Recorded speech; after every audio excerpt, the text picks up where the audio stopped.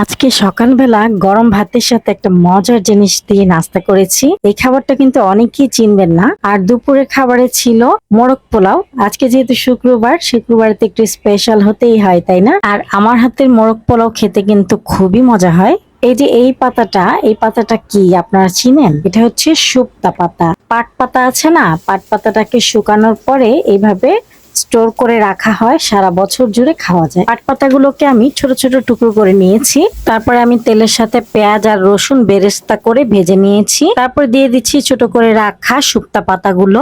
আর আমার কাছে কিন্তু আগে থেকে শুকনা মরিচ ভাজা ছিল, যার কারণে আর শুকনা মরিচ ভাজতে হয়নি। যদি শুকনা মরিচ না ভাজা থাকতো তাহলে আমি পেঁয়াজ আর রসুনের আগে ভেজে নিতাম। এই শুকতা পাতাটা দেওয়ার পরে কিন্তু চুলার আঁচটা লো হিটে রেখেছি। খুব ভালোভাবে নেড়ে দিচ্ছি যেন সবগুলো পাতাই মোচমোচে হয়ে যায়। এখন আমি কয়েকটা ভাজা শুকনা মরিচ দিয়ে দিলাম। কিছুক্ষণের মধ্যেই এই যে পাতাগুলো কিন্তু মোচমোচে হয়ে গেছে। আমি একটু ভেঙে দেখাচ্ছি আপনাদেরকে। আর সামান্য একটু লবণও দিয়েছিলাম কিন্তু।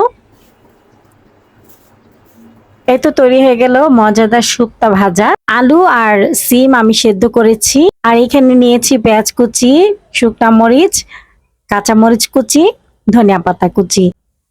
লবণ দিয়ে আমি ভালো মতো ডলে নিলাম। আর একটু সরিষার তেলও দিয়ে দিলাম। সিমগুলোকে আমি হাত দিয়ে চেপে এক্সট্রা পানিটা ফেলে দিয়েছি। এতে করে ভর্তাতে কিন্তু পানি পানি ভাব থাকবে না। এতে এখন আলু দিয়েও ভালো মতো মেখে নিব। সবসময় তো রুটি পরোটা দিয়ে নাস্তা করি, আজকে ভাবলাম যে গরম ভাত খাই। আর এরকম ভর্তা আর শুক্তা ভাজা হলে তো আমাদের আর কিছুই লাগে না। তো এই তো আমার ভর্তাটা কিন্তু হয়ে গেছে।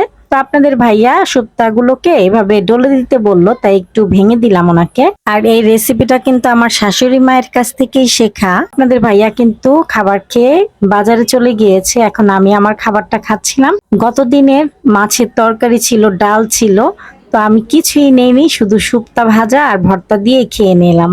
আলহামদুলিল্লাহ, খুবই মজা লেগেছিল খাবারটা। শুক্তা পাতাটা কিন্তু তাড়াতাড়ি করে গরম ভাতের সাথে খেয়ে নিতে হয়, পরে কিন্তু নেতিয়ে যায়। আর গরম গরম খেলে মোচমোচে থাকে। আর আপনারা কে কে রেসিপিটা চিনেন আমাকে একটু কমেন্ট করে জানাবেন কিন্তু। আর যারা না চিনেন তারাও কিন্তু জানাবেন। তারপর আবার চলে আসলাম রান্নাঘরে। মোরগ পোলাও রান্না করব। চিকেনটাকে ম্যারিনেট করছি। আজকে আমার টক দই ছিল না, তাই এখানে গুঁড়া দুধ, একটুখানি লাল মরিচের গুঁড়া আর বড় এক ফালি লেবুর রস দিয়ে আমি ভালো মতো মিক্সড করে রেখে দিলাম। এখানে দেশি মুরগির ডিম আমি ছিলে নিলাম, সেদ্ধ করে নিয়েছিলাম। একটা ব্লেন্ডারের জগে আমি পেঁয়াজ, পোস্তদানা, একটু জায়ফল, একটু জয়িত্রী, কাঠবাদাম আর চীনাবাদাম, একটুখানি লিকুইড দুধ দিয়ে ব্লেন্ড করব। আর এদিকে আপনাদের ভাইয়া মাছের বাজার নিয়ে এসেছে, চিংড়ি মাছ, বাটা মাছ, আরো কিছু ছোট মাছ। তো সবকিছু আমি প্যাকেট করে নিয়েছি গুছিয়ে। আর এদিকে কদবেল ভর্তা করেছিলাম, পাকা কদবেল ভর্তা। আমার ননাস তো আসার সময় অনেকগুলো বেল দিয়ে দিয়েছিল। গাছ পাকা এই বেল মাখা খেতে যে কি মজা সেটা আর কি বলবো। আমরা কেটে নিয়েছি, আমড়াগুলোকে আমি গ্রাম থেকে এনেছিলাম। আমরা আস্ত আচারও করেছিলাম, সেই রেসিপিটাও আপনাদের সাথে শেয়ার করব।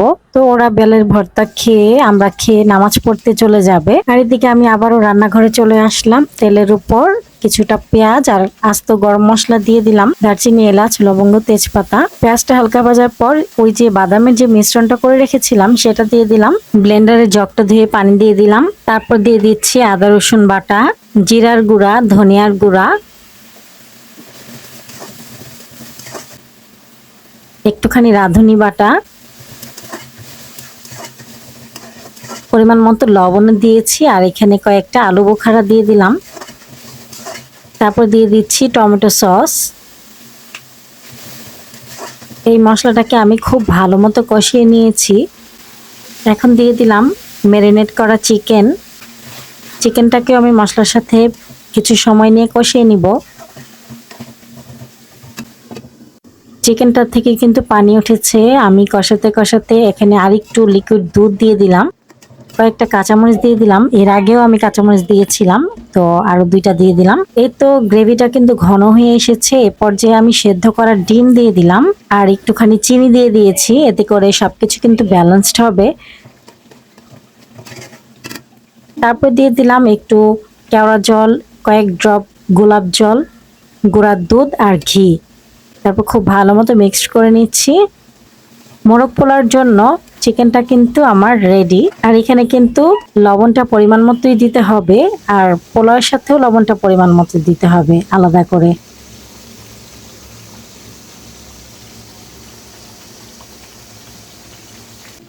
চিকেনটা কিন্তু আমার পুরোপুরি রান্না হয়ে গেছে। এখন আমি চিকেনটা উঠিয়ে নিচ্ছি।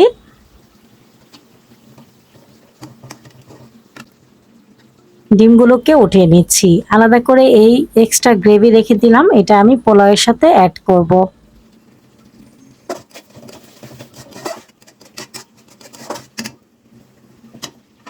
এখন একটা বড় হাঁড়ি বসিয়ে পর্যাপ্ত পরিমাণে সয়াবিন তেল দিয়ে দিলাম। এখানে কিছুটা শাহি জিরা আর গোটা গরম মশলা দিয়ে দিলাম। তারপর দিয়ে দিলাম ঝরিয়ে রাখা পোলাওয়ের চাল। তারপর এখানে আদা রসুন বাটা দিয়ে দিলাম, কিছুটা গুঁড়া দুধ দিয়ে দিলাম। চালটাকে আমি বেশ কিছু সময় নিয়ে ভেজে নিয়েছি। এখন আমি দিয়ে দিচ্ছি পরিমাণ মতো পানি, গরম পানি।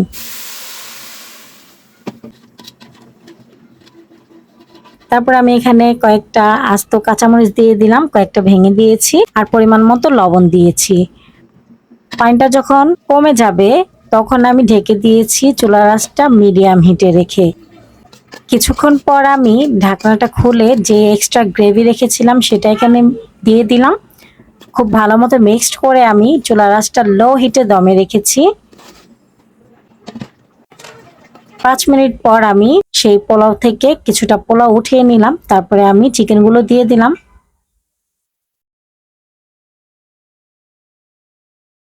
এখন আমি তুলে রাখা পোলাওগুলো দিয়ে দিচ্ছি।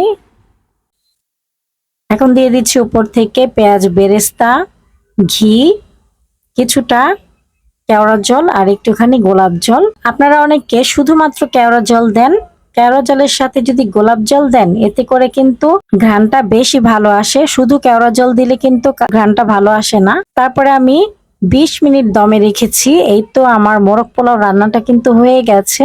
আমার এই রেসিপিতে একবার মোরগ পোলাও রান্না করলে বাসায় খাচ্ছেন নাকি বিয়ে বাড়িতে খাচ্ছেন বুঝতেই পারবেন না, এতটাই মজার হয়। আর এখানে আমি সালাদ মেখে নিচ্ছি। তারপর সবাইকে খাবার দিয়েছি, নামাজ পড়ে এখন আমি খেতে বসেছি। আচ্ছা বলেন তো আপু ভাইয়ারা, আপনারা আমার ভিডিওটি কে কোথা থেকে দেখছেন, আর আমার ভিডিও আপনাদের কাছে কেমন লাগে কমেন্টের মাধ্যমে কিন্তু জানাতে বলবেন না। আর এই মোরগ পোলাওটা খেতে বরাবরের মতো খুবই মজা হয়েছিল, আলহামদুলিল্লাহ। ভিডিওটি ভালো লাগলে প্লিজ একটি লাইক দিবেন। ভিডিও সংক্রান্ত কোনো মতামত থাকলে কমেন্টের মাধ্যমে জানাতে পারেন। আজকের মতো ভিডিওটি এ পর্যন্তই। আল্লাহ হাফেজ, আসসালামু আলাইকুম। আমাকে সাপোর্ট করার জন্য আমার ভিডিওটি চাইলে একটা শেয়ার দিতে পারেন। যারা এতক্ষণ পর্যন্ত আমার ভিডিওটি না টেনে কন্টিনিউ করেছেন তাদের সবাইকে অসংখ্য ধন্যবাদ।